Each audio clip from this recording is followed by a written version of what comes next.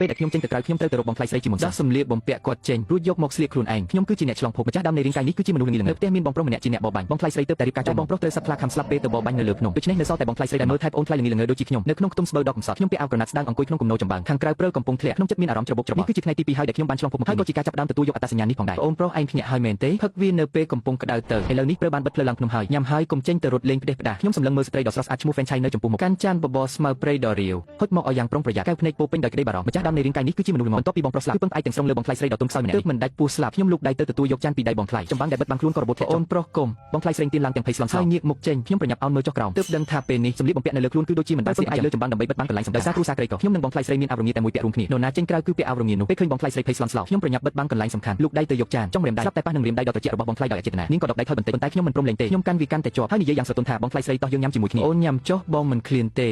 ញ៉ាំទៅភ្នែករបស់នាងប្រែជាក្រហមទឹកភ្នែករមៀលនៅក្នុងរង្វង់ភ្នែកឥឡូវនេះគ្រូសាយើងដាច់ស្បៀងហើយព្រើក៏បិទភ្នំទៀតសូម្បីតែកណ្ដុរក៏ត្រូវគេចាប់អស់ដែរបងផឹកនេះសិនទៅបងថ្លៃបានគិតរួចហើយបន្តិចទៀតមន្ត្រីនឹងមកយកបងទៅហើយនាងខំមាត់យ៉ាងស្ងួតបូមមាត់ព្រៃស្ងួតរត់អំណាចនឹងយកបងត្រឡប់ទៅវិញដើម្បីបែងចែកទៅគ្រូសាថ្មីគ្រូសានោះសន្យាថានឹងឲ្យម្សៅសៀង2ការ៉ុងដើម្បីឲ្យប្អូនអាចរស់រៀនឆ្លងកាត់រដូវរងានេះបានបងថ្លៃស្រីលក់ខ្លួនឯងហើយដូរបាន2ការ៉ុងពោះ2ម៉ែបងថ្លៃស្រីគឺជាប្រពន្ធដែលរដ្ឋាភិបាលផ្ដល់ឲ្យបងប្រុសរបស់ម្ចាស់ដើមជាងរាជវាំងការផ្ដល់ប្រពន្ធឲ្យមិនមែនជារឿងចម្លែកទេគោលបំណងគឺទី1ដើម្បីបង្កើនចំនួនប្រជាជនទី2គឺដើម្បីប្រមូលពន្ធឈ្មោះកាន់តែល្បីប្រពន្ធដែលត្រូវបានផ្ដល់ឲ្យគឺរាប់បញ្ចូលជាចំនួនគ្រូសាមានសមាជិកកាន់ឡើងបងពុនមនុស្សបន្ថែមមួយចំណែកគ្រាន់តែបងថ្លៃស្រីចូលមកដល់ផ្ទះភ្លាមបងប្រុសឥឡូវនេះគ្រូសាគ្មានមេគ្រូសាទេត្រូវរដ្ឋាភិបាលយកត្រឡប់ទៅដើម្បីបែងចែកទៅឲ្យគ្រូសាថ្មីស្ត្រីដែលត្រូវគេយកទៅបែងចែកម្ដងទៀតភាគច្រើននឹងត្រូវលក់ទៅកន្លែងរកស៊ីផ្លូវភេទរស់រងទុក្ខវេទនាឲ្យតែត្រូវគេចាប់ទៅវិញបងថ្លៃស្រីប្រកាសជាគ្មានជីវិតខ្ញុំសម្លឹងមើលស្ត្រីនៅចំពោះមុខដែលដើម្បីឲ្យខ្ញុំនាងត្រៀមខ្លួនលោតចូលរណ្ដៅខ្លួនដោយខ្លួនឯងខ្ញុំចិត្តចេះដោយកំហឹងអត់ឈ្មោះកំហឹងនេះមិនមែនសំដៅលើនាងទេខឹងនឹងរឿងដ៏ចង្រៃនេះឈួតមែនទែន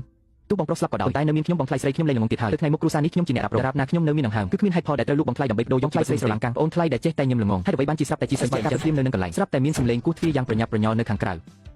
សម្លេងបរិះម្នាក់ហៅថាប្រពន្ធត្រកូលឆេងប្តីនាងស្លាប់ហើយមន្ត្រីមកចាប់នាងហើយ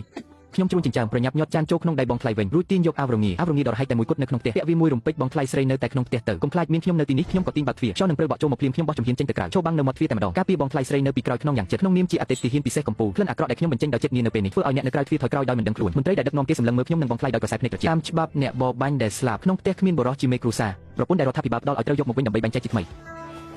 ទៅជាមួយយើងឥឡូវនេះពេលលឺពាក្យរបស់មន្ត្រីតែមុខបងថ្លៃស្រីស្លេកស្លាំងភ្លាមដាំឡើយមានបំណងប្រើជីវិតរបស់ខ្លួនដើម្បីបដូរឲ្យប្អូនថ្លៃអាចរស់ឆ្លងកាត់ពេលនេះនាងកំពុងចាប់ជីអោខ្ញុំយ៉ាងតឹងញ័រពេញខ្លួនចាំអីទៀតឆាប់មកអ្នកនាងតូច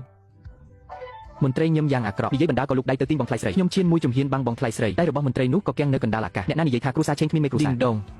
មន្ត្រីសម្លឹងមកខ្ញុំដោយទឹកមុខចម្លែកធ្លាប់តែថាកូនទី2នៃគ្រូសាឆេងគឺជាមនុស្សថ្ងៃនេះមើលទៅមិនដូចសោះអញ្ចឹងឯងគឺកូនទី2នៃគ្រូសាឆេងមែនទេចង់ទុកមនុស្សក៏បានការនៅរស់បងប្រុសឯងជំពាក់ពន្ធរដ្ឋាភិបាលមួយដំឡឹងប្រាក់ប្រសិនបើឯងអាចរ៉ាប់រងធ្វើជាមេគ្រូសាហើយទទួលយកបំណុលនេះមនុស្សជារបស់ឯងប្រាក់មួយដំឡឹងនេះសម្រាប់ខ្ញុំនៅពេលនេះវាគឺជាចំនួនដ៏ច្រើនសន្ធឹកសន្ធាប់តែខ្ញុំបានចាប់យកឯកសារពីដៃមន្ត្រីយល់ព្រមខ្ញុំទទួលយកបំណុលនេះប៉ុន្តែលើ